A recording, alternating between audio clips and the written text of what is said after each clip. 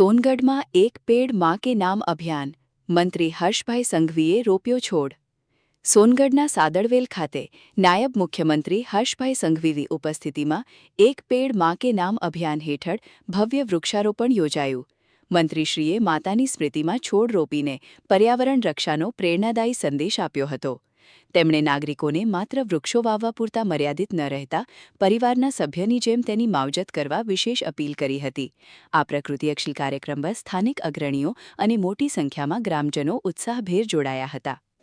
આજે તાપી જિલ્લામાં પ્રકૃતિ સંવર્ધન ટ્રસ્ટ દ્વારા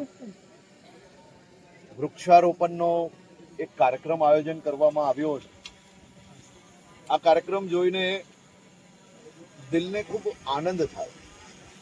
છેલ્લા 3 વર્ષથી દર વર્ષે આ સંસ્થા દ્વારા આયોજિત વૃક્ષારોપણના કાર્યક્રમમાં મને અહીંયા આવવાનો અવસર પ્રાપ્ત થયો છે.